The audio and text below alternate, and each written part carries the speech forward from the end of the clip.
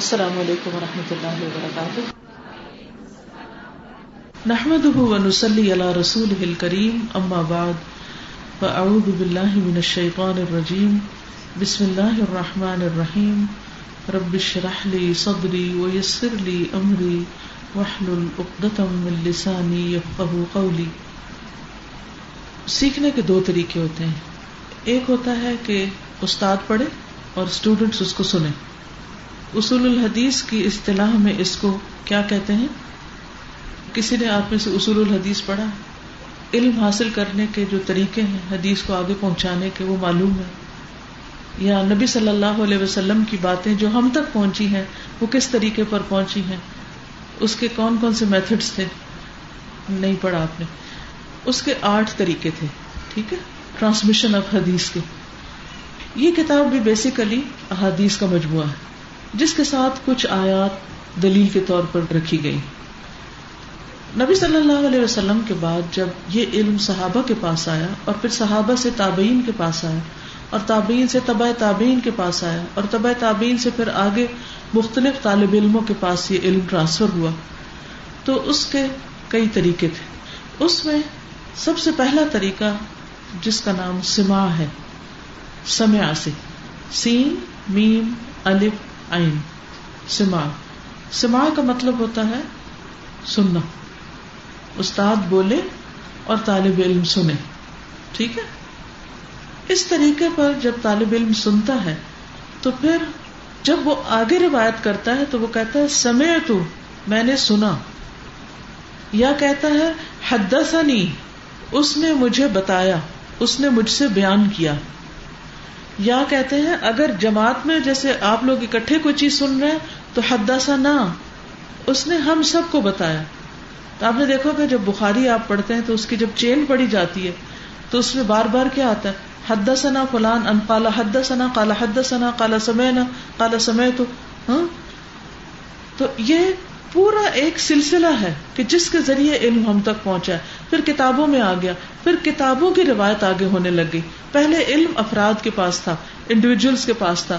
لوگ انڈیویجول کے پاس بڑے بڑے لمبے سفر کر کے جاتے تھے، سیکھتے تھے اور پھر واپس آ کے دوسروں تک پہنچاتے تھے. پھر آہستہ آہستہ علم جو ہے وہ بکس کے اندر کمپائل ہو گیا، پھر وہ بکس کی اجازت لے کر آگے دوسروں تک پہنچاتے تھے. ٹھیک ہے.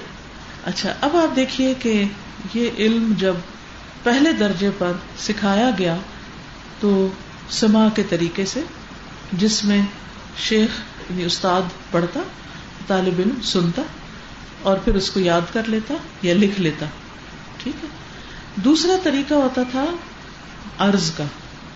عرض کرنے کا کیا مطلب ہوتا ہے؟ عرض کس کو کہتے ہیں؟ پیش کرنا. ایسے ہوتا ہے نا، میری عرض ہے. عرض کا مطلب ہوتا ہے کہ شاگرد پڑھے اور استاد سنے اور پھر اسی استاد کے ریفرنس سے اس کو آگے پہنچائے، کیونکہ استاد نے اس کو کنفرم کر دیا. تو وہ کہے اخبرنی، اس میں وہ سمے تو نہیں کہتا کہ میں نے سنا، کیونکہ اس نے استاد کے منہ سے نہیں سنا. اس نے کس سے سنا؟ طالب علم کے منہ سے سنا، جس کو استاد بھی سن رہا تھا اور استاد نے یس کر دی، اوکے اٹس فائن. ٹھیک ہے. اب آپ دیکھیے کہ اس میں کتنی احتیاط برتی گئی ہے کہ آپ نے اگر ایک چیز سنی ہے تو کہاں سے سنی ہے؟ کیا استاد کے منہ سے سنی ہے یا استاد کی محفل میں سنی ہے؟ اب آپ دیکھیے کہ اگر استاد کی مجلس میں سنی تو اس کو اخبرنا اور انبانا کے ساتھ آگے روایت کیا جاتا ہے. اخبرنا، اس نے ہمیں خبر دی ہے، یا انبانا، انباء کا لفظ بھی نبأ سے خبر، اس نے ہمیں خبر دی، یعنی ہمیں یہ بات پتہ چلی. ٹھیک ہے.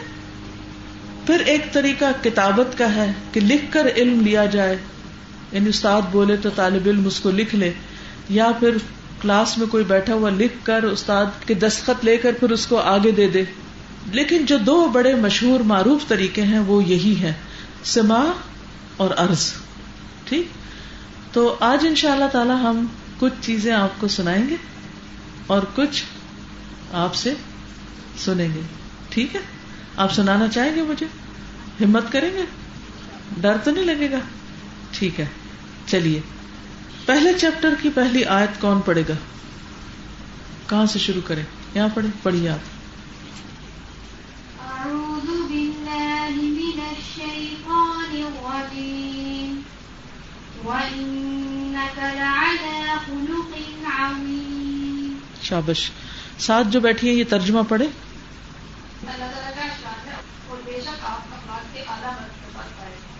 اور بے شک آپ اخلاق کے بڑے مرتبے پر فائز ہیں. ٹھیک ہے، آپ سے مراد کیا ہے؟ آپ کون ہیں یہاں؟ نبی صلی اللہ علیہ وسلم. گواہی کون دے رہا ہے؟ اللہ سبحانہ وتعالی، کہ آپ کا اخلاق بہت بلند ہے، بہت عالی شان ہے، بہت بہترین ہے. سرٹیفکیٹ مل گیا نا. اللہ تعالیٰ کی گواہی سب سے بڑی گواہی ہے. ہم ذرا اپنے بارے میں سوچیں کہ ہمارے اخلاق کی گواہی کون دے گا؟ کیا اللہ تعالیٰ ہمارے بارے میں یہ کہیں گے کہ اے فلاں تیرا اخلاق بہت بہترین تھا، بہت عمدہ تھا؟ نبی صلی اللہ علیہ وسلم کے اخلاق کی گواہی اللہ سبحانہ وتعالیٰ نے بھی دی، ان کے ساتھیوں نے بھی دی، اور بعد کے آنے والے لوگوں نے بھی دی، اور اس کے ساتھ ساتھ مسلمانوں کے علاوہ نان مسلمز نے بھی دی. یعنی اگر آپ نان مسلمز کی کتابیں پڑھیں جو حضور صلی اللہ علیہ وسلم کے بارے میں لکھی گئی ہیں تو وہ بھی اس کی گواہی دیتے ہیں. اس سے ہمیں ایک بہت بڑا اصول پتہ چلتا ہے. کوئی بتائے گا آپ میں سے وہ کیا ہے؟ کہ اگر رسول صلی اللہ علیہ وسلم اخلاق کے بہت بلند مقام پر فائز تھے تو جو شخص وہ کام کرے جو پیغمبروں نے کیا، کیا انسانوں کی اصلاح کا کام، تو اس کو کیسا ہونا چاہیے؟ شابش. دشمن بھی اس کے اچھے اخلاق کی گواہی دیں، اور اپنے تو دیں ہی دیں، دشمن بھی دیں، تب وہ کامیاب ہوگا. ٹھیک ہے نا. مثلا آپ اس بارے میں ضرور فکر کیا کریں کہ آپ کے گھر والے آپ کے بارے میں کیا کہتے ہیں، کیونکہ آپ کے اخلاق کے بارے میں کس سے پوچھا گیا تھا؟ حضرت عائشہ رضی اللہ تعالی عنہا سے. انہوں نے کیا فرمایا تھا؟ کہ آپ چلتا پھرتا قرآن ہے. گویا اچھے اخلاق کی کنجی قرآن ہے. اگر پڑھا ہوا قرآن آپ کی عملی زندگی میں آ جائے تو کیا ہوگا؟ آپ کا اخلاق خود بخود ٹھیک ہو جائے گا. اس قرآن کی عملی تفسیر نبی صلی اللہ علیہ وسلم نے فرمائی اور بہترین اخلاق کا مظاہرہ کیا. اس کی عملی شکل کیا تھی؟ اللہ تعالی صحابہ کرام، مسلم، نان مسلم، دشمن ایون آپ کے اخلاق کی گواہی دیتے ہیں. کیوں؟ قرآن میں ایک اور جگہ پر آتا ہے. کون پڑھے گا؟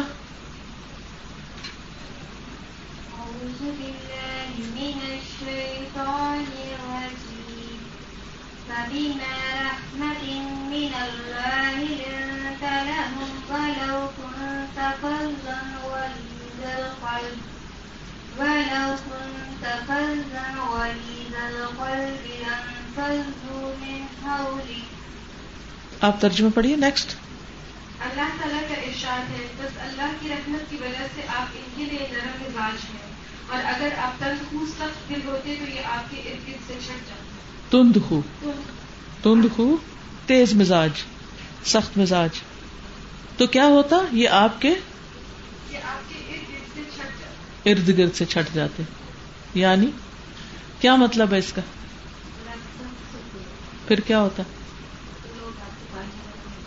لوگ آپ کے پاس جمع نہ ہوتے.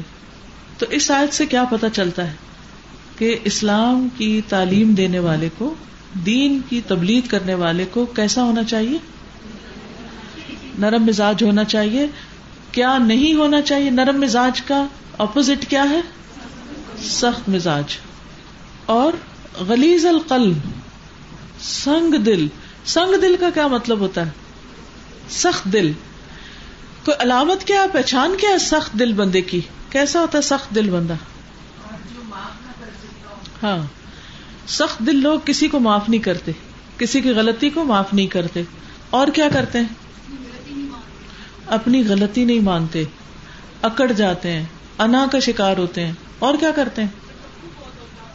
تکبر بہت ہوتا ہے، اپنے آپ کو بہت بڑی چیز سمجھتے ہیں، اور کسی کا عذر قبول نہیں کرتے. کوئی ایکسکیوز کرے یا معافی مانگے تو اس کو معاف نہیں کرتے. ٹھیک ہے. ہاں آپ حق بات نہیں سنتے. یس. ہاں آپ کچھ کہ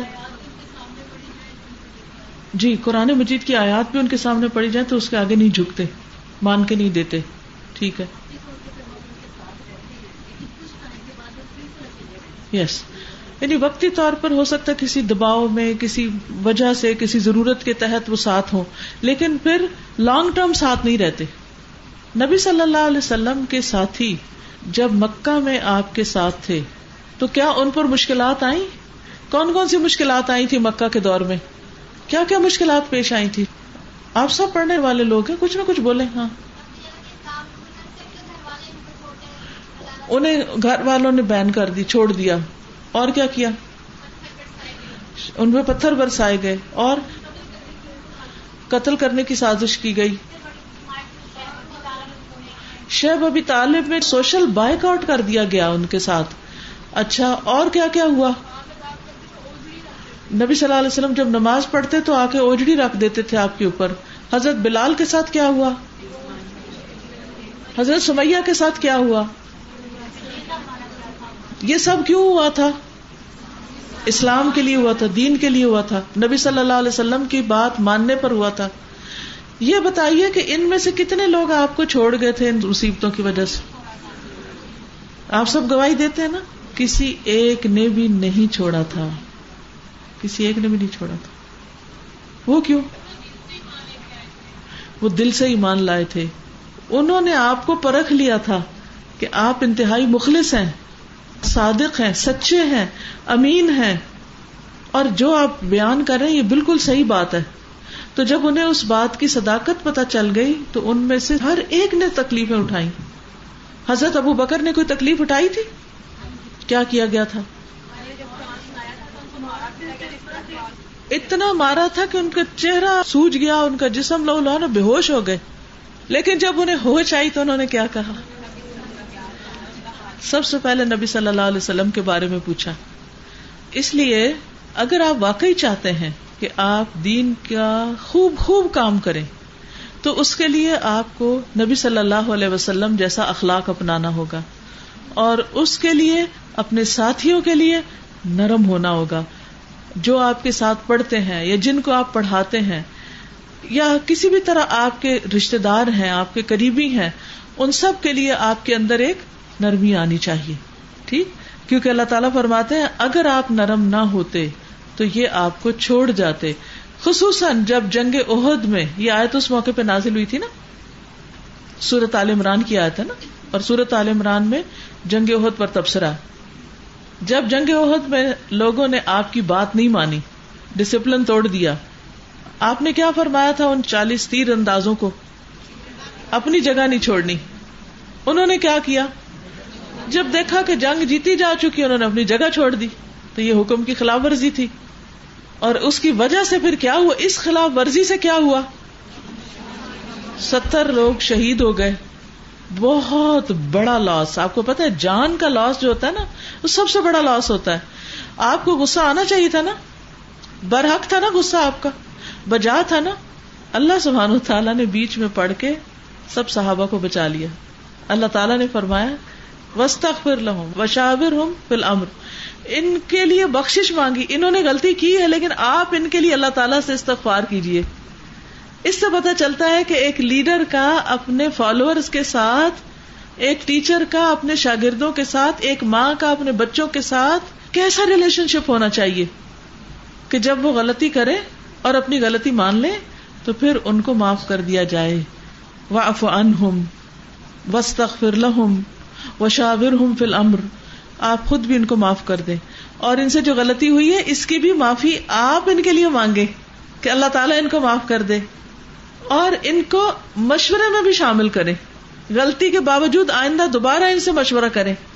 اگر آپ ان کو معاف نہ کرتے تو باقی پھر 70 تو شہید ہو گئے تھے, اور جو باقی رہ گئے تھے ان میں سے جو 40 تھے انہوں نے یہ غلطی کر لی, 70 یہ نکل گئے, 40 وہ نکل گئے, باقی کیا رہتا؟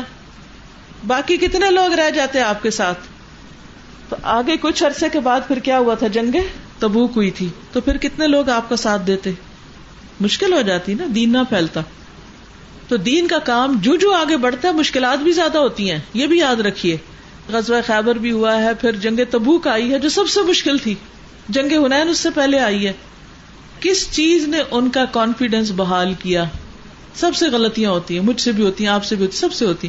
کس چیز نے کانفیڈینس بحال کیا؟ کس چیز نے مسلمانوں کو دوبارہ یونائٹ کر دیا؟ آپ کو معلوم ہے نا کہ نبی صلی اللہ علیہ وسلم کا دانت شہید ہو گیا تھا، اس میں اتنا بڑا نقصان. اللہ کے پیارے رسول کو تکلیف پہنچی تھی، لیکن اس وقت آپ کے زبان سے ایک لفظ نکل گیا تھا کہ وہ قوم کیسے فلاح پائے گی. لیکن اللہ سبحانہ تعالیٰ نے فرمایا نہیں، آپ نے ایسے بھی نہیں کہنا. کیوں؟ ہم اگر کہہ دیں تو شاید ہمیں کچھ نہ کہا جائے، لیکن جو اعلی مقام کے لوگ ہوتے ہیں، عربی کا ایک مقولہ ہے، حسنات الابرار سیئات المقربین. حسنات نیکیاں، حسنات الابرار نیک لوگوں کی نیکیاں کیا شمار ہوتی ہیں؟ سیئات شمار ہوتی ہیں المقربین، اللہ کے مقرب بندوں کی. جو اللہ کے مقرب بندے ہوتے ہیں ان کو یہ باتیں بالکل زیب نہیں دیتی، ان سے زیادہ بڑی ایکسپیکٹیشن ہوتی ہے کیونکہ ان کا درجہ اور مقام بڑا ہوتا ہے. تو اس لیے نبی صلی اللہ علیہ وسلم سے اس بات کو قبول نہیں کیا کہ نہیں آپ یہ نہیں کہہ سکتے، آپ یہ نہیں کہیے. آپ کو معلوم ہے کہ عبس و تولی کس موقع پر نازل ہوئی تھی؟ کیا واقعہ ہوا تھا؟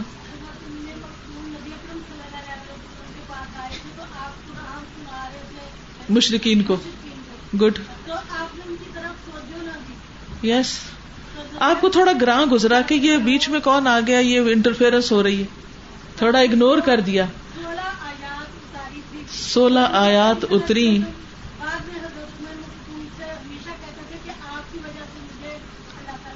صحیح. یس، کیونکہ آپ اخلاق کے بہت بڑے مرتبے پر فائز تھے.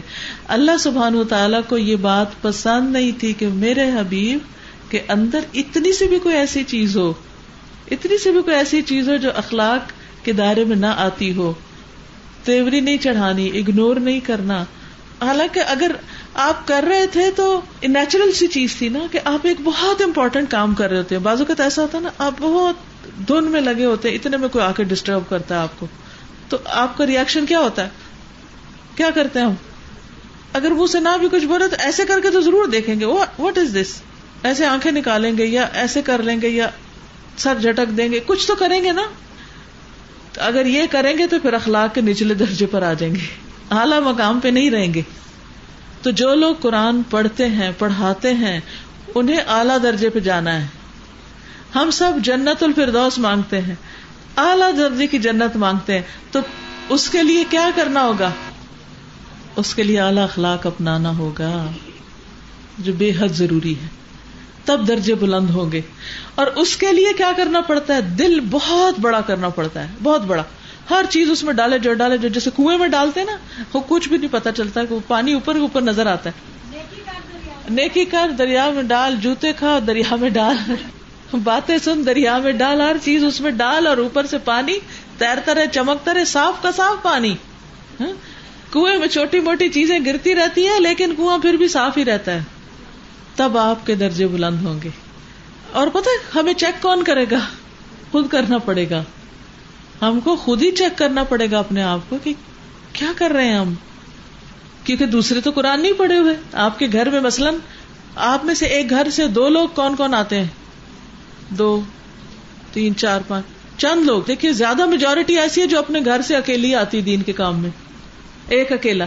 اب آپ اپنے گھر میں سے واحد وہ شخص ہے جو قرآن پڑھ رہا ہے یا پڑھا رہا ہے، یہ جو بھی کر رہا ہے، وہ آپ کو کس طرح دیکھتے ہیں، کس نظر سے دیکھتے ہیں کہ اس کا اخلاق فرق ہونا چاہیے. اکثر آپ کہتے ہیں نا کہ ایک تو یہ مشکل ہو گئی کہ جب سے قرآن پڑھنا شروع کیا وہ کہتے ہیں بس ہم سے تو کوئی غلطی ہو ہی نہ، ہم تو فرشتے ہی بن جائیں.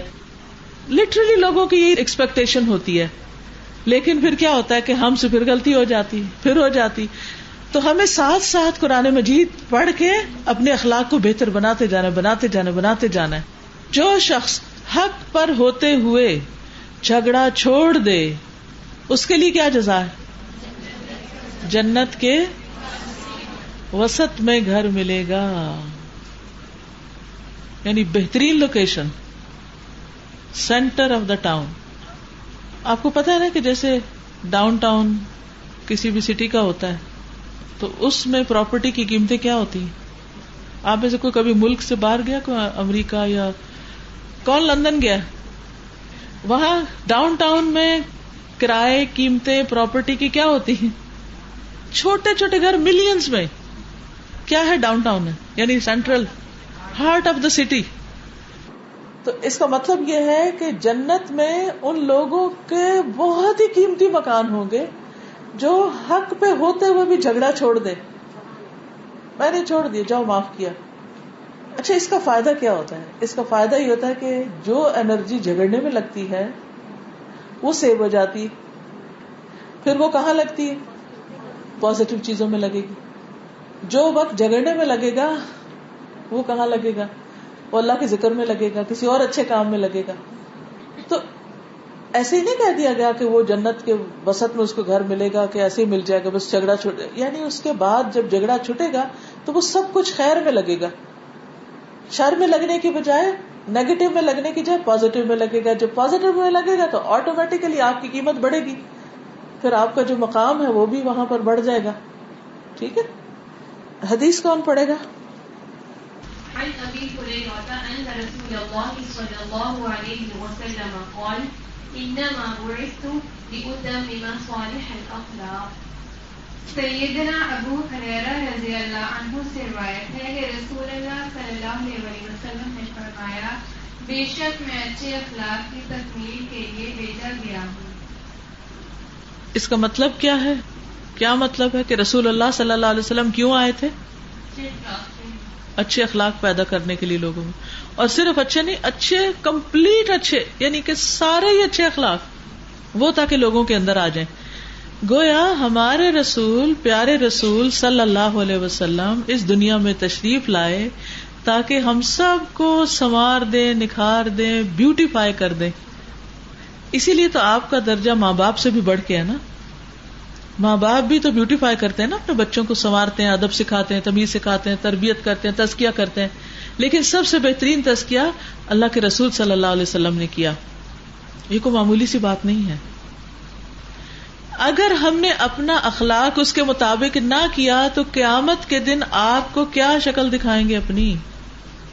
آپ کو معلوم ہے نا، جنت خوبصورت جگہ ہے. تو جو جگہ جتنی خوبصورت ہوتی ہے، صاف ستھری ہوتی ہے، اس میں کس کس کو انٹری دی جاتی ہے؟ کپڑے گندے پہنے ہوئے اور جوتے گندے لیے ہوئے اور ایسے ہی گھستے چلے آ رہے ہیں سب ہیں؟ ایسے ہوتا؟ کیا خیال ہے؟ آپ ایک گھر میں پوچھا لگا لیں نا تو باہر سے آنے والوں کی شامت آ جاتی. کیا کرتے ہیں؟ ادھر ہی رہو، ادھر ہی رہو، ادھر ہی رہو، دور سے ہی آوازیں دینے لگتے. اور اگر کوئی نہ مانے بھائی یا کوئی لڑکے عام طور پہ نہیں سنتے نا، تو پھر آپ کیا کرتے ہیں؟ اس وقت آپ موپ تڑام سے پھینک دیتے ہیں.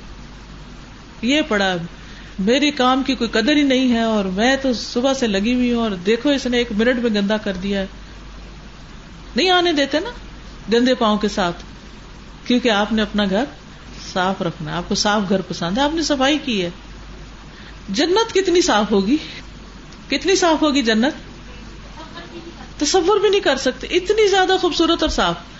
تو آپ کا کیا خیال ہے کہ اس جنت میں پھر ایسے لوگوں کو جو بدتمیز ہوں، بد اخلاق ہوں اور گندے اخلاق والے، ان کو کہا جائے گا آجو آجو آجو آجو، لڑو جھگڑو اندر بیٹھ کے.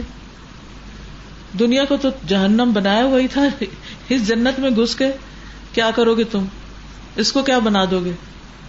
کیونکہ آتے تو نہیں جاتی نا بندوں کی، یہ تو ادھر ہی ٹھیک کرنی ہوگی، ادھر جانے کے لیے ادھر ہی سب تیاری کرنی ہوگی، یہی ڈائٹنگ کرنی ہوگی، اسمارٹ بن کے جانا ہوگا. دوائے شافی ایک کتاب ہے، بہت ہی بہترین کتاب ہے اور مجھے ذاتی طور پر اس نے بہت فائدہ دیا. اس میں ایک بات میں نے پڑھی تھی جس سے مجھے بہت ڈر لگا.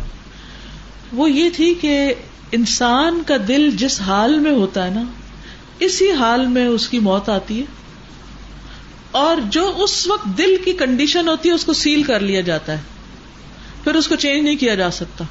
پھر ایسا شخص اگر وہ مضطرب ہے، بے چین ہے، اس کے اندر طرح طرح کے یعنی لوگوں کے لیے حسد ہے، نفرت ہے اور برے اخلاق ہیں، تو وہ اس کے ساتھ ہی وہاں ہی بند کر دیا گیا. اب وہ قبر میں جائے گا تو اسی جلن کڑن میں رہے گا دل کی، کیونکہ موقع چھن گیا نا اب دل صاف کرنے کا. قیامت کے دن اٹھے گا اسی حال میں اٹھے گا جس حال میں موت آئی، اور پھر آخرت میں اسی حال میں رہے گا. اسی لیے جو بہت نیک لوگ ہوتے ہیں نا، اگر ان کے اندر کوئی چھوٹی موٹی چیز رہ گئی تو اللہ سبحانہ وتعالیٰ پل کراس کروانے کے بعد پھر کھڑا کر دیں گے، ادھر دھلائی ہوگی پھر اندر جاؤ گے، ایک بندہ بھی گندا اندر نہیں جا سکتا. تو مومن کی دھلائی کئی جگہ ہوتی ہے، اور ہم سب کو اس چیز کی فکر کرتے رہنا چاہیے کہ یہاں اس دنیا میں دلوں کو روز صاف کرتے رہے. روز سوتے وقت سب کو معاف کر دیا کرے، یا اللہ میں نے سب کو معاف کیا، تو مجھے معاف کر دے. یا اللہ میرے دل کو ایسا کر دے کہ کسی کے لیے کوئی نفرت نہ ہو، حسد نہ ہو، بغض نہ ہو. نبی صلی اللہ علیہ وسلم نے کیا فرمایا تھا کہ مجھ تک کسی کی بات نہ لاؤ، کیونکہ میں یہ چاہتا ہوں کہ میں اس حال میں تم سے ملوں کہ میرے دل میں کسی کے بارے میں کوئی بات نہیں، صاف دل سے ملوں. عبداللہ بن عمر کو کہا تھا نا کہ اگر تم صبح اور شام اس حال میں گزارو کہ تمہارے دل میں کسی کے بارے میں کوئی چیز نہ ہو تو ایسا ہی کرو. لیکن ہم انسان ہیں، ہمیں کوئی دکھ دے تو ہمیں دکھ پہنچ جاتا ہے نا. اچھا اس کے لیے آپ کو ٹائم دے دیا گیا ہے، کتنے دن؟ 3 دن. 3 دن ہے. جیسے بیوہ کی عدت کتنے دن ہوتی ہے؟ 4 مہینے 10 دن. شاباش، یہ مسئلہ تو سب نے جواب دیا. اس کا مطلب یہ پڑھا اور سمجھا، اور حسن اخلاق کو نہیں سمجھا، اس لیے جواب ڈھیلے آ رہے ہیں. اوکے اچھا. اسی طرح طلاق یافتہ کی عدت 3 ماہ ہوتی ہے. ٹھیک. تو ناراض ہونے والوں کی عدت کا مطلب گنتی، بیسیکلی عدد سے 3 دن ہے. 3 دن تک غصہ ٹھنڈا ہو جانا چاہیے. اگر نہیں ٹھنڈا ہوتا، نہیں معاف کرتے اور ناراض رہتے ہیں کہ ایک آیا تو اس نے ادھر منہ کر لیا اور دوسرے نے ادھر منہ کر لیا، اور اس حال میں آ گئی ان کی موت، پڑی ہوئی ہے وہ حدیث کہ پھر کیا ہوگا؟ جنت میں داخلہ بند ہو جائے گا. اسی لیے صلح کرانے کو نماز روزے سے بھی افضل نیکی قرار دیا گیا ہے کہ 2 لوگوں میں اگر لڑائی ہو گئی ہے تو اس کو چھوڑ نہ دو کہ وہ اور کڑتے رہیں، جلتے رہیں، بھنتے رہیں. نہیں، جلدی ختم کرو اس معاملے کو. اب بعض اوقات ایک انسان تو معاف کرتا رہتا ہے لیکن دوسرا نہیں کرتا، پھر کیا کریں؟ آپ کہتے ہیں میں نے تو معاف کیا لیکن وہ مجھے معاف ہی نہیں کر رہا اور وہ ٹھیک ہی نہیں ہو رہا، پھر کیا کریں؟ اس کے لیے دعا کر کے اس کا معاملہ اللہ پہ چھوڑ دیں، کیونکہ ہم سے اس کے عمل کا سوال نہیں ہوگا، ہم سے ہمارے عمل کا سوال ہوگا. ہاں، وَكَانَ اللَّهُ عَلَيْكُمْ رَقِيبًا، اللہ تم پر نگران ہے. تو جنت میں جانے کے لیے اچھے اخلاق اپنانے پڑیں گے. اگلی حدیث کون پڑھے گا؟ عن انس بن مالک قال قال رسول اللہ صلی اللہ علیہ وسلم احسن الناس خلقا. شاباش. ترجمہ پڑھے ساتھ والے.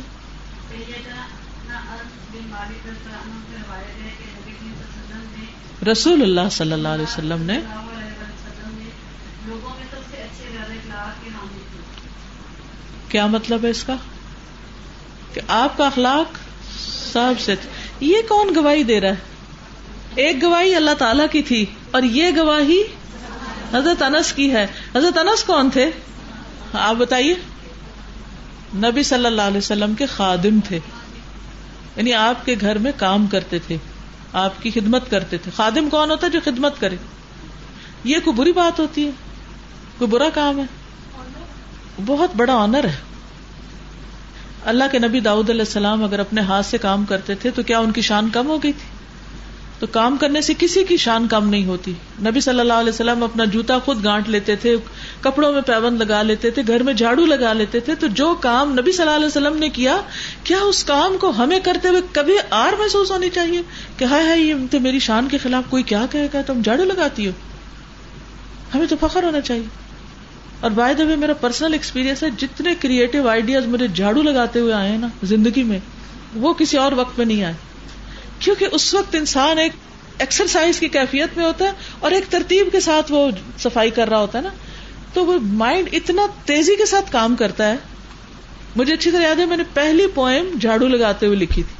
وہ میں جھاڑو لگا رہی تھی اور میرے مائنڈ میں شعر آ رہا تھا، پھر میں جا کے لکھ لیتی، پھر جھاڑو لگاتی، تو اور دیکھتا کہتا پاگل ہے یہ لڑکی، کبھی قلم اٹھاتی ہے کبھی جھاڑو لگاتی. پی ایچ ڈی کرنے کے بعد جب میں واپس آئی یو کے سے تو میں نے دیکھا وہاں اے ٹو زی سبھی اپنا کام خود کرتے ہیں، تو اور زیادہ شرح صدر ہو گیا کہ اتنے پڑھے لکھے لوگ، اتنے ترقی یافتہ لوگ اور اپنا کام خود کر رہے ہیں.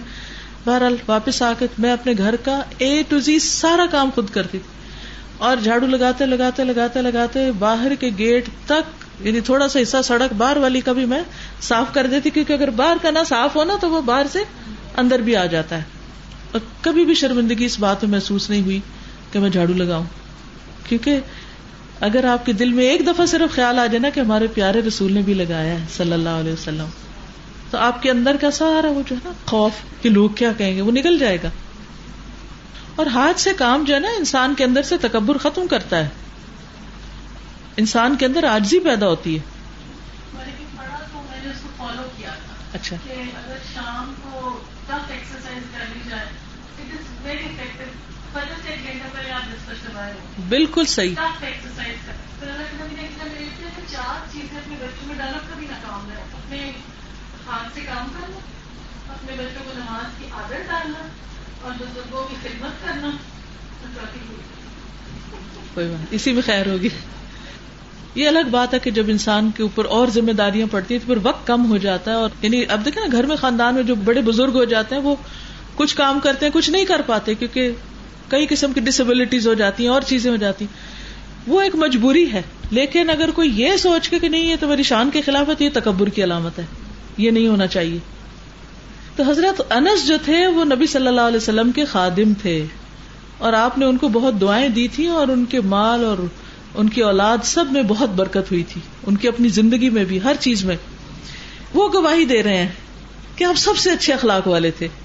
کیا ہمارے خادم یہ گواہی دیتے ہیں ہمارے بارے میں؟ ٹیسٹ ہے نا ہمارا بھی. ایک ٹیسٹ آپ کاغذ کے اوپر کرتے ہیں بندوں سے سرٹیفکیٹ لینے کے لیے، اور اس کی ہمیں اتنی فکر ہوتی ہے، اور دوسرا ٹیسٹ ہم دیتے ہیں اللہ تعالیٰ کو، وہاں سے ایک سرٹیفکیٹ ملنا ہے، یا پھر بندے ہمیں سرٹیفکیٹ دے رہے ہوتے ہیں، ہمارے بارے میں گواہیاں دے رہے ہوتے ہیں.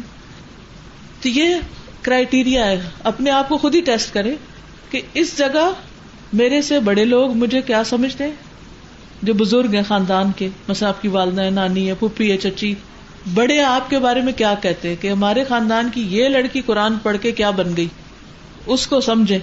ساس کی گواہی کیا ہے آپ کے بارے میں، ٹھیک ہے نا، پاس ہیں کہ فیل ہیں. ہر ایک کو خود ہی اپنا ٹیسٹ کروا لینا چاہیے.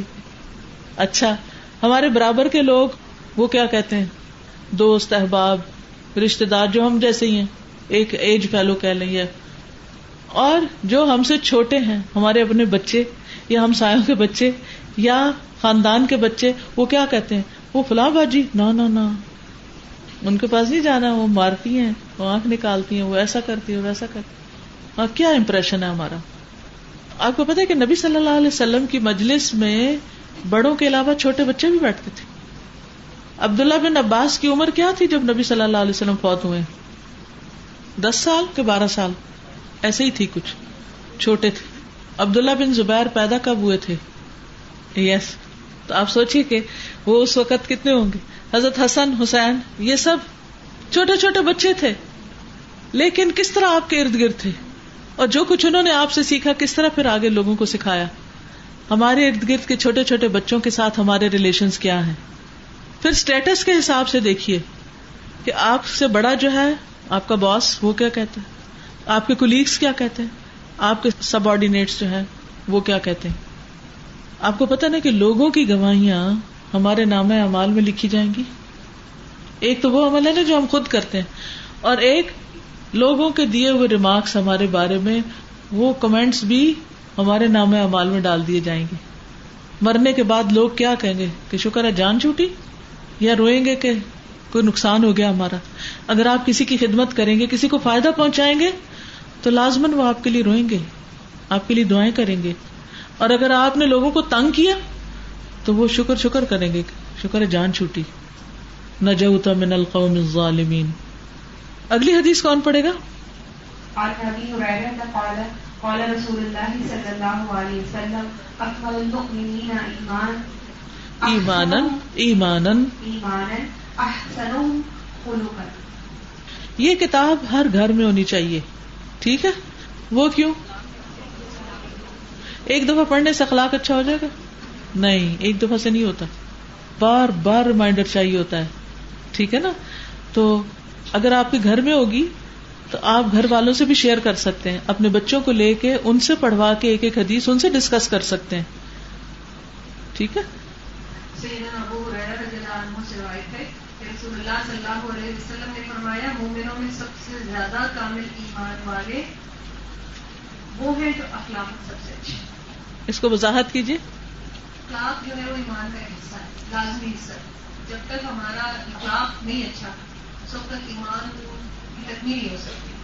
اس میں یہی چیز ہے کہ مومنوں میں یعنی کہ ایمان کے ساتھ شرط ہے. یس، یعنی اخلاق جو ہے وہ صرف کوئی اوپر کی مصنوعی بہیویئر کا نام نہیں ہے، بلکہ یہ اندر اس کی جڑیں اتری ہوئی ہیں، دل کے ایمان کے ساتھ کنیکٹڈ ہے. اور آپ دیکھیں گے کہ جو پودا جس کی جڑیں سلامت ہوں وہ کیا کرتا ہے؟ گرو کرتا ہے، اس میں پھول پتے نکلتے ہیں، اس سے دوسروں کا دل خوش ہوتا ہے. اور جس کی جڑ کٹ جائے وہ جلانے کے قابل ہو جاتا ہے. میزان میں سب سے بھاری نیکی کیا ہے؟ حسن اخلاق، اچھا اخلاق. اگلی حدیث کون پڑھے گا؟ پڑھی. قال يقول ما من شيء يوضع في الميزان أثقل من حسن الخلق. حسن الخلق. وإن صاحب حسن الخلق لا يبلغ به درجة صاحب الصوم والصلاة. ٹھیک. ساتھ جو ہیں ترجمہ کریں گی. سیدنا ابو درداء رضی اللہ تعالیٰ عنہ سے روایت ہے کہ میں نے نبی صلی اللہ علیہ وسلم کو فرماتے سنا میزان میں حسن اخلاق سے زیادہ بھاری کوئی چیز نہ رکھی جائے گی، اور یقیناً اچھے اخلاق والا شخص روزے دار اور نماز پڑھنے والے سے درجہ پا لیتا ہے. نماز پڑھنے والے کا درجہ پا لیتا ہے. یعنی کہ جو نفلی روزے رکھے، ورنہ تو سارے ہی روزہ دار ہوتے ہیں نا، اور جو نفلی نمازیں یعنی تہجد وغیرہ پڑھے. تو کچھ لوگ ہوتے ہیں کہ ماشاءاللہ وہ نفلی روزے ہر ماہ کی 3 جو چاند کی 13, 14, 15 کو بھی روزہ رکھتے ہیں، اور اس کے علاوہ کچھ لوگ ایسے ہیں کہ جو سوموار جمعرات کا روزہ ماشاءاللہ رکھتے ہیں. کچھ لوگ تہجد باقاعدہ پڑھتے ہیں. لیکن کچھ لوگ جو ہیں وہ جسمانی طور پہ کمزور ہوتے ہیں، روزہ نہیں رکھ پاتے، یا ان کی مجبوریاں ایسی ہوتی ہیں کہ وہ صبح اٹھ نہیں پاتے، لیکن ان کو اس چیز کا شوق ضرور ہوتا ہے کاش ہم بھی یہ کر سکتے. مگر لوگوں کے ساتھ انتہائی مہربان ہوتے ہیں، ہر ایک کے خیر خواہ.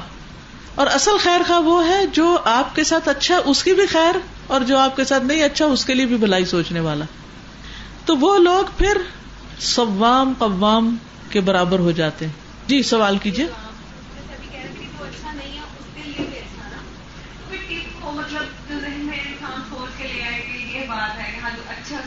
اللہ سبحانہ وتعالیٰ فرماتے ہیں وَلِرَبِّكَ فَاصْبِرْ. وَلِرَبِّكَ فَاصْبِرْ کیا مطلب ہے اس کا؟ اپنے رب کے لیے صبر کر لو. رب کے لیے یعنی اللہ کا حکم سمجھ کے اور اللہ سے جزا پانے کے لیے. ٹھیک ہے. اور اللہ سبحانہ وتعالیٰ نے حضرت ابو بکر کو جب انہوں نے ان کا راشن بند کر دیا تھا نا وظیفہ مستح کا، جنہوں نے الزام لگایا تھا حضرت عائشہ پر، کتنا ہرٹ تھے آپ. تو انہوں نے وظیفہ بند کر دیا. نیچرل سی چیز ہے، ایسا ہوتا نا. کیا اگر ہمارے ساتھ کوئی بد اخلاقی کرے، بدتمیزی کرے، ہمارے ساتھ برا کرے تو ہم سب سے پہلے اس کی تنخواہ کاٹیں گے. ٹھیک ہے.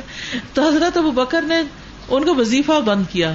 اللہ سبحانہ وتعالیٰ نے بیچ میں روک دیا. نو الا تحبون ان یغفر اللہ لکم، کیا تم نہیں پسند کرتے کہ اللہ تعالیٰ تم کو معاف کر دے؟ میں جب یہ کہتی ہوں نا کہ اللہ میں نے سب کو معاف کیا، تو میں ساتھ یہ بھی کہتی ہوں تاکہ تو مجھے معاف کر دے، کیونکہ میں گناہگار ہوں، مجھے اچھی طرح اندازہ ہے میری غلطیاں، تو مجھے معاف کر دے. تو یہ کوئی مہنگا سودا ہے؟ اپنی معافی کرانے کے لیے دوسروں کو معاف کرنا کوئی مہنگا سودا نہیں. اگر ہم دوسروں کو پکڑے رکھتے ہیں تو کیا اللہ نہیں ہمیں پکڑ سکتا پھر؟ جی. عن ابی ہریرہ قال قال رسول اللہ صلی اللہ علیہ وسلم خصلتان لا تجتمعان فی منافق حسن سمت ولا فقہ فی الدین.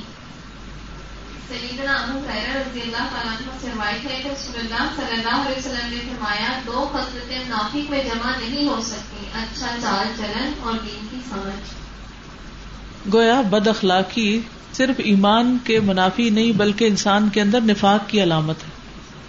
منافق جو ہوتا ہے نا وہ 2 چہروں والا ہوتا ہے، وہ مصنوعی اخلاق رکھتا ہے۔ مصنوعی اخلاق کیا ہوتا ہے؟ جیسے ہم نے اس وقت اوپر کپڑا اوڑا ہوا نا، یہ اسکارف وغیرہ اور عبائے پہنے ہوئے کیونکہ ہم کلاس میں آئے ہوئے ہیں، تو پھر اگر شادی پہ جائیں گے تو پھر کیا کریں گے؟ ٹھیک، اچھا۔ تو اسی طرح جو منافق ہوتا ہے وہ پتہ کیا کرتا ہے، جب اس کا کوئی مطلب ہوتا ہے یا جب اس کا دل چاہتا ہے تو وہ ایک لبادہ اوڑھ لیتا ہے، اور جس وقت اس کا دل اس سے بھر جاتا ہے تو لبادہ اتار دیتا ہے۔ یا کچھ لوگوں کے ساتھ وہ بہت اچھا ہوتا ہے اور کچھ لوگوں کے ساتھ انتہائی بدتمیز ہوتا ہے۔ آپ دیکھیں گے کہ کچھ لوگ مہمان آئیں گے نا، ان کے ساتھ اتنی اچھی برتاؤ کریں گے اور اپنے کچن میں جائیں گے تو سروٹ کی لہائی کر دیں گے۔ لہائی کرنے کا مطلب آتا ہے جی، جس کو آیا اس کو خوب ہنسی آئی ہے، لا کے رکھ دس۔ تو مجھے کبھی سمجھ نہیں آتی کہ ڈرائنگ روم میں کیا کر رہے ہیں اور کچن میں کیا کر رہے ہیں، یہ کس قسم کا اخلاق ہے؟ ٹھیک ہے کچن والوں سے زیادہ غلطیاں ہو رہی ہیں کیونکہ وہ کام کر رہے ہیں، ڈرائنگ روم والے کوئی کام نہیں کر رہے، وہ بیٹھے ہوئے ہیں، انہوں نے کیا غلطی کرنی، ان سے کیا آپ بد اخلاقی کریں گے؟ یا وہ تو آپ کے مہمان ہیں تو نہیں کر سکتے آپ کچھ بھی ان کے ساتھ۔ تو اس وقت اپنا خود ہی جائزہ لیا کریں کہ یار اب اس کمرے میں کیا میرا فیس ہے اور اس کمرے میں کیا فیس ہے۔ اب ٹھیک ہے جہاں آپ کو ڈسپلن قائم کرنا پڑتا ہے وہاں آپ کو کبھی اسٹرکٹ بھی ہونا پڑتا ہے، لیکن اخلاق کے دائرے میں اسٹرکٹ ہوں، اور جس وقت آپ سے زیادتی ہو جائے تو معافی بھی مانگ لیں، یا پھر توبہ استغفار خوب کریں اور صدقہ خیرات کریں تاکہ آپ کی یہ عیب جو ہے وہ دور ہو جائے۔ تو خود کو خود جج کیا کریں۔ تو منافق جو ہوتا ہے اس کا اخلاق مصنوعی ہوتا ہے، وقتی ہوتا ہے، حقیقی نہیں ہوتا، ایمان کے ساتھ کنیکٹڈ نہیں ہوتا، اندر دل میں نہیں اترا ہوتا۔ اور حسن سمتن اچھا چال چلن، یعنی اس کا کیریکٹر اچھا۔ اچھا اگلی حدیث کون پڑھے گا؟ عن ابی ذر قال قال لي رسول الله صلى الله عليه وسلم اتق الله حيثما كنت واتبع السيئة الحسنة تمحها وخالق الناس بخلق حسن۔ سیدنا ابو رضی اللہ تعالیٰ عنہ ابو ذر رضی اللہ تعالیٰ عنہ سے روایت ہے کہ رسول صلی اللہ علیہ وسلم نے مجھ سے فرمایا تم جہاں کہیں بھی ہو اللہ سے ڈرو اور برائی کے پیچھے نیکی کرو تو نیکی برائی کو مٹا دے گی اور لوگوں سے اچھا اخلاق سے پیش آؤ۔ ٹھیک ہے نا، اس میں پچھلی حدیث کی وضاحت کر دی جو بات میں کر رہی تھی نا، جہاں کہیں بھی ہو اللہ سے ڈرو، کچن میں ہو یا گارڈن میں ہو مالی کے ساتھ ہو یا پھر گاڑی میں ہو ڈرائیور یا کسی شاپ پر ہو یا کہیں بھی ہو، ٹھیک ہے نا، تو سب کے ساتھ اچھے رہو۔ اتق اللہ، اللہ سے ڈرو، کسی پہ ظلم نہ ہونے پائے۔ وَأَتْبِعِ السَّيِّئَةَ الْحَسَنَةَ، لیکن ہم انسان ہیں، کمزور ہیں، ہم سے پھر پھسلن ہو گئی، پھر گر گئے، پھر ٹھڈا لگ گیا، اب کیا کریں؟ اب کیا کریں؟ ادھر ہی لیٹ جائیں، اٹھ کھڑے ہوں، اٹھ کے نیکی کر لیں۔ کتنا اچھا طریقہ بتایا۔ غلطی ہوگی مکھی پہ مکھی نہیں مارنی، اس کو صاف کر لیں، پہلے جیسے ہو جاؤ گے، پھر خوبصورت ہو جاؤ گے، کیونکہ ہم سب سے غلطیاں ہوتی ہیں۔ تو عقل مند کون ہے؟ وہ غلطی دوبارہ نہ دہرائے، یا ہو گئی تو اچھا کریں۔ مثلاً آپ ایک وقت میں بچے کو ڈسپلن سکھانے کے لیے اس کو ڈانٹ بھی رہے ہیں یا اس کے ساتھ کوئی اس کا راشن پانی بند کیا یا کچھ بھی کیا آپ نے، اچھا اب کیا کریں؟ نیکسٹ دوسرے ٹائم پر کیا کریں؟ جی دوسرے ٹائم پر آپ اس کے ساتھ بہت اچھی طرح بات، یہ نہیں کہ خوشامد شروع کر دیں نا، جہاں اس کی غلطی نہیں وہاں اس کے ساتھ بھلے مانسوں جیسا سلوک کریں، وہاں اس کے ساتھ اچھا برتاؤ کریں، تاکہ اس کو یہ خیال نہ ہے کہ ماں باپ دشمن ہے۔ بعض ماں باپ تربیت کے نام پر اتنی سختی پہ سختی پہ سختی کیے چلے جاتے ہیں کہ بچے ان سے بھاگ جاتے ہیں۔ کوئی ایسی مثال سنی ہے آپ نے کہ جس میں لوگ ماں باپ کا گھر چھوڑ دیں یا سسرال کا گھر چھوڑ دیں، یا صرف کس وجہ سے؟ لوگوں کی بد اخلاقی کی وجہ سے؟ ایسی کوئی مثال معلوم ہے آپ کو؟ ڈھیروں ہیں، بہت ساری ہیں، بہت ہیں۔ تو اس لیے ہمیں کیا کرنا ہے؟ اگر کسی کے ساتھ زیادتی ہو جائے تو پھر فوراً اس کو ٹھیک کر لیں، تیسری چیز، لوگوں کے ساتھ بھلے مانس طریقے سے پیش آئیں. انہوں نے کیا بگاڑا ہے آپ کا کہ آپ ان پہ چڑھائی کر رہے ہیں؟ اچھا، بعض ماؤں کی عادت ہوتی ہے اگر بچے کو آواز دیں گی تو کیسے، یعنی بعض اوقات کو فرسٹریشن ہمیں اور ہوتی ہے کسی چیز کی، اور سارا نزلہ کس پہ گرتا ہے؟ بچوں پہ. نو وے. دیکھیے، ہم اپنے بچوں کو اچھے اخلاق سکھا نہیں سکتے جب تک ہمارے اپنے اچھے نہیں ہو جاتے. ان کو اچھا بنانے کے لیے ہمیں خود اچھا بننا پڑے گا. ٹھیک ہے نا؟ اب آپ کا کوئی سوال ہو، کوئی بات آپ کرنا چاہیں، اور اخلاق کا لفظ جو ہے نا، یہ خلق سے عادت ہے. تو عادت ایسی چیز نہیں ہوتی کہ جو ایک دن کے لیے ہو یا 2 دن کے لیے ہو. عادتیں وہ ہوتی ہیں جو ساتھ چلتی ہیں انسان کے. پوری چینج ایسی آئے کہ زندگی بھر کے لیے تبدیلی آ جائے. جی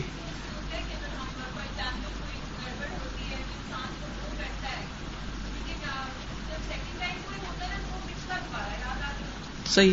بس وہ یاد آنے کی حد تک تو ٹھیک ہے، اس کو نہیں آپ اوائڈ کر سکتے، لیکن اس پہ ایکشن نہ ہو. نہیں، یہ نہیں ہے، کیونکہ فارگیونیس اور چیز ہے، اور وہ تکلیف کا یاد آ جانا ایک بہت نیچرل سی چیز ہے. کیوں؟ کیونکہ جس جگہ چوٹ لگی ہوتی ہے نا، وہ اگر زخم بھر بھی جائے نا، تو اگر اس جگہ چوٹ لگ جائے نا تو اس کی درد زیادہ ہوتی ہے بنسبت دوسری جگہ کے. تو یہ قدرتی بات ہے. لیکن ایک بات اگر آپ یاد رکھیں نا، اتنا آپ کو فائدہ ہو جائے کوئی حد نہیں. آج کل میں کتاب پڑھ رہی ہوں لطائف قرآنیہ، قرآن کی لطیف باتیں، یعنی کہ لطیف کا مطلب تو لطف والی، یعنی جن کو پڑھ کے مزہ آ جائے. ٹھیک ہے. اس میں انہوں نے بہت ڈیپ اسٹڈی کی ہوئی ہے کہ کس کس طرح کون سی آیت کہاں استعمال ہوئی ہے. کہتے ہیں کہ ایک چیپٹر تھا کہ شکوہ صرف اللہ سے کیا جاتا ہے، بندوں سے نہیں. بندوں سے شکوہ نہ کیا جائے، اللہ سے کیا جائے. مثال کیا ہے؟ جیسے یعقوب علیہ السلام، بیٹوں نے انہیں کیسا پریشان کیا، ایک دفعہ نہیں کئی دفعہ، ہے یا نہیں؟ لیکن انہوں نے بیٹوں کے ساتھ کیا کیا؟ یا بنی اذھبوا، ہاں، اور یا بنی اذھبوا، اے میرے پیارے بچوں جاؤ، فتحسسوا عن یوسف، جاؤ یوسف کو ڈھونڈ کے لاؤ. اور جب ان کا دل بھر جاتا، غم سے بھرنے لگ جاتا، یوسف علیہ السلام کی یاد آتی تو کیا کرتے؟ انما اشکو بثی وحزنی الی اللہ. یہ ایک مثال ہے. دوسری مثال، خاتون کی مثال. سبحان اللہ، جب میں نے یہ آیت پڑھی تو مجھے تو لگا مجھے آج سمجھ آئی ہے. اس میں کیا آتا ہے؟ قد سمع اللہ قول التی تجادلک فی زوجها وتشتکی الی اللہ، تجادلک فی زوجها وتشتکی الی اللہ واللہ یسمع تحاورکما ان اللہ سمیع علیم. ایک آیت میں 3 دفعہ لسننگ کی بات ہے. قد سمع اللہ، اللہ نے سن لی. تو اچھے اخلاق کی ایک علامت یہ بھی ہوتی ہے دوسرے کی بات سن لینا. قد سمع اللہ قول التی تجادلک فی زوجها وتشتکی الی اللہ واللہ یسمع. پہلے سمع، قد سمع، یقیناً سن لی، پھر فرمایا واللہ یسمع، اور پھر فرمایا ان اللہ سمیع علیم، اللہ سنتا ہے. اچھا، ہم کیا کرتے ہیں؟ شوہر کا شکوہ کس سے کرتے ہیں؟ یا پہلے شوہر سے کرتے ہیں، اس کے بعد اپنے ماں باپ سے کرتے ہیں، پھر دوستوں سہیلیوں سے کرتے ہیں، ساری دنیا سے کرتے ہیں. اللہ کے آگے معاملہ لے کے نہیں جاتے کہ یا اللہ یہ ہو رہا ہے میرے ساتھ، آپ دیکھ رہے ہیں نا، آپ سنتے ہیں نا، آپ اس مشکل کو آسان کر دیں. آپ دیکھیں گے آسان ہوگی انشاءاللہ. اللہ یہ کہ کوئی ایسی چیز ہوتی ہے نا بعض اوقات کہ وہ قسمت یا تقدیر میں ہی ہے تو اور بات ہے، ورنہ چھوٹے موٹی چیزیں، کیونکہ ہم عورتیں نا سینسیٹیو ہوتی، چھوٹی بات کیا بات نہ کرے تو اس پر بھی ہم ناراض ہونے لگتے ہیں کہ آج بات نہیں کی، اور ذرا مارجن نہیں دیتے کہ پتہ نہیں ان کے ساتھ باہر کیا ہوا ہے، کس نے کیا کیا ہے. ہم اپنی فرسٹریشن لے کے بیٹھے ہوتے ہیں. تو ایسی صورت میں اگر آپ آتے کہ آج آپ نے یہ نہیں کیا، کل آپ نے یہ نہیں کیا تھا، پرسوں یہ نہیں ہوا تھا، نتیجہ کیا نکلے گا بتائیں؟ اصلاح ہو جائے گی ساری، شوہر بیزار ہو جائے گا. تو اس لیے آپ نے کیا کرنا ہے؟ اللہ سے شکوہ کرنا سیکھیں، شکایت اللہ کو لگائیں. تشتکی اللہ، ساری باتیں کر لیں اللہ سے. اللہ تعالیٰ ایسا ہوا، ایسا ہوا، ایسا ہوا، ایسا ہوا، آپ میری غلطی میری اصلاح کر دیں. ان کی غلطی کی ان کی اصلاح کر دے, ہمارے درمیان موافقت پیدا کر, بات ختم. چھوٹا مسئلہ ہو یا بڑا مسئلہ, انشاءاللہ آپ دیکھیں گے کہ اللہ تعالیٰ کسی کو نہیں بتائے گا. جی آپ کچھ کہہ رہی؟ ایک بات ہے کہ کسی سے بہت زیادہ دکھ پہنچا, دل سے بندہ معاف بھی کر سکتا ہے کہ میں نے اسے معاف کیا, اللہ کے ساتھ معاف کیا, ٹھیک ہے, لیکن وہ بھولے نا. ہاں دکھ وہ بھولتا نہیں ہے, تو کیا کرے؟ ہاں بس اس کے دو حل ہیں. ایک تو یہ کہ اس پر اجر کی توقع رکھے جب جب دل کو چوٹ لگے, جیسے آتا ہے نا پہلی دفعہ جیسے انا للہ پڑھا تو پھر جب بھی دکھ آئے پھر انا للہ پڑھ لے. دوسری بات یہ ہے کہ اپنے آپ کو کسی اچھے کام میں زیادہ مصروف کرے تاکہ ایسی باتیں آئے نہ, کم آئے, بھولیں گے تو نہیں لیکن کم ذہن میں آئے. تیسری بات یہ کہ اللہ تعالیٰ سے دعا کرے کہ اللہ تو میری مدد کر تاکہ میں اس کو بھلا دوں, کیونکہ یہ میرے فائدے میں نہیں. دیکھیے جو تکلیف دہ چیزیں ہیں ان کو ہٹا دینا چاہیے, خود نہ ہٹے تو کسی سے کہنا چاہیے مدد کرو اس کو پرے ہٹائیں, اور اللہ سے بڑھ کے مدد کرنے والا کون ہے؟ ٹھیک ہے نا. جی آپ فرمائی.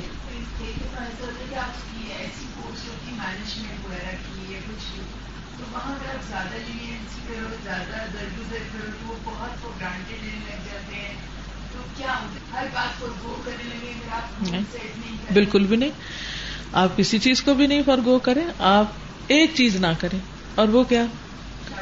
یس, نو شاؤٹنگ. کیونکہ ہوگا پتہ کیا, آپ کو غصہ تو نکل جائے گا اس وقت, لیکن اگلا شخص اس کے دل پہ مار پڑ جائے گی, وہ پھر ضد میں بھی آ سکتا ہے کہ دوبارہ وہی کام کرے, یا اس کو سمجھ ہی نہ آئے کہ میں نے کرنا کیا تھا. جب کسی سے غلطی ہو تو پہلے تو اچھی طرح جائزہ لے لیں کہ ہوا کیا ہے, کیا مسئلہ ہے, کیوں ہوا ہے, اس کی غلطی ہے یا اس کے پیچھے کسی اور کی غلطی ہے. بعض اوقات ہم سنتے ہی نہیں, وجہ نہیں معلوم کرتے, وجہ معلوم کریں.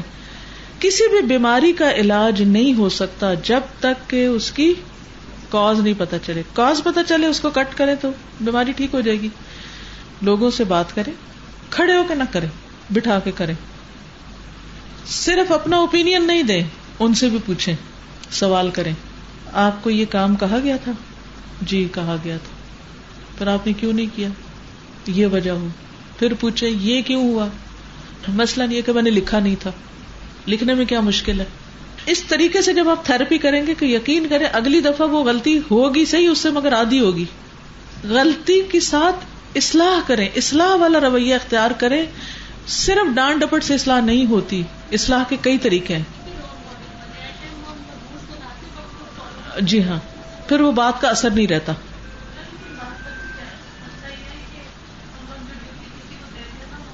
اہل نہیں ہوتا کبھی.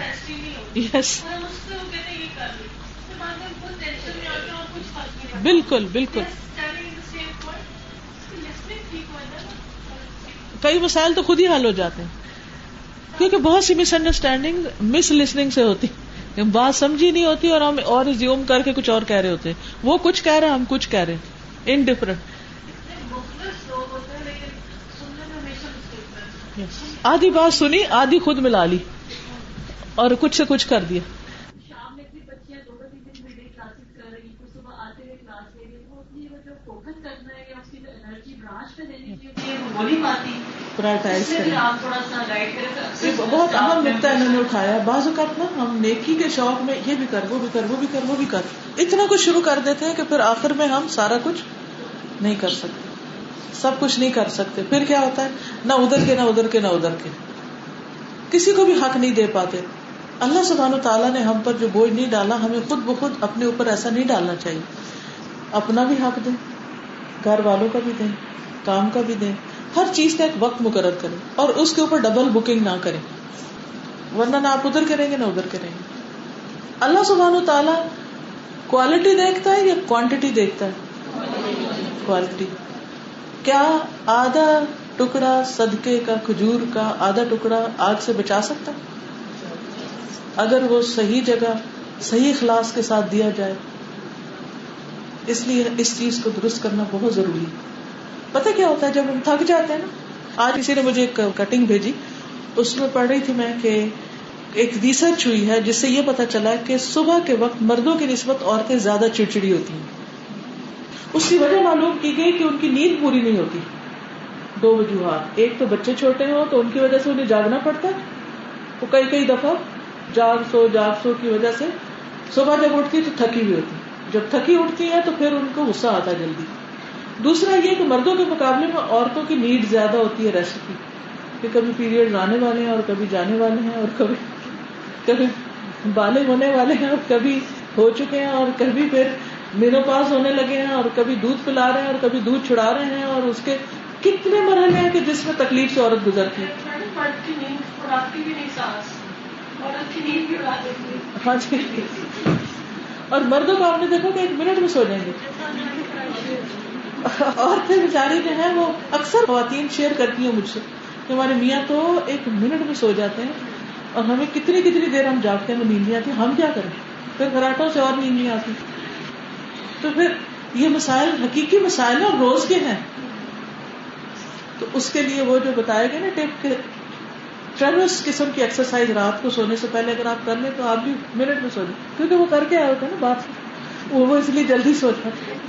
تو ہم نے نہ فریش ایئر لی, نہ گھر سے نکلے, نہ وہ ایک جگہ سے نکلا دوسرا, وہی آکسیجن کی کمی, وہ نیند بھی نہیں آتی ٹھیک. یا پھر ہم چھوٹی سی بات دل پہ لے کے روئے جائیں گے, کڑے جائیں گے, سوچ کے پریشان ہوں گے. پتہ نہیں کبھی سوچا کریں کہ 1 سال پہلے اس وقت کیا سوچ رہی تھی, کچھ پتا نہیں, وہ بھی گزر گیا, یہ بھی گزر جائے گا. تو کوالٹی ورک کے لیے آپ کی physical, mental, social, emotional health کا صحیح ہونا بہت ضروری ہے. ورنہ اگر آپ اریٹیٹڈ ہیں, ذرا بچے نے بات کی, اس سے ڈانٹ دیا, سرونٹ نے بات کی, اس کو ڈانٹ دیا, اس کو, اور آپ ہاتھ میں قرآن پکڑے جا رہے ہیں پڑھانے ہیں یا پڑھنے, یہ کیا, وہ بھی دیکھ کے کیا کہہ رہے ہوں گے, یہ اتنی بد اخلاقی کے ساتھ ابھی قرآن کی خدمت ہونے لگی ہے. تو ہم سب کو سمیت میرے, ہم سب کو اس سے بچنا ہے, کیونکہ ہم حامل قرآن ہیں. ٹھیک ہے, تو ہمارا اخلاق سب سے اچھا ہونا چاہیے. اور ضبط, والکاظمین الغیظ والعافین عن الناس واللہ یحب المحسنین. اللہ کی محبت میں سب کچھ کر جائے. وہ میں اسی لیے بات کر رہی تھی نا کہ جب محبت ہوتی ہے وہ چیزوں کو کتنا آسان بنا دیتی ہے. اور محبت کی خاطر لوگ کسی کی محبت لینے کے لیے کیا کیا پاپڑ بیلتے ہیں. تو اللہ کی محبت پانے کے لیے ہم محسن نہیں بن سکتے کہ اپنا حق چھوڑ دیں اور احسان کرتے رہیں. وآخر دعوانا الحمد للہ رب العالمین. سبحانک اللہم وبحمدک, اشہد ان لا الہ الا انت, استغفرک واتوب الیک. اللہ تعالیٰ آپ سب کو بہت جزائے خیر عطا کرے, اور جو کام کر رہے ہیں اللہ تعالیٰ اس کو صحیح طریقے پر کرنے کی توفیق دے اور اس کو قبول فرمائے, کیونکہ اگر اس کو پسند آ گیا تو پھر خیر ہی خیر ہے. تو اللہ تعالیٰ ہمیں ایسی چیزوں کی توفیق دے جو اس کو راضی کر دے, اور ہم بندوں کی بے پناہ بھلائی کرنے والے بن جائیں. وآخر دعوانا الحمد للہ. ربنا تقبل منا انك انت السميع العليم وتب علينا انك انت التواب الرحيم.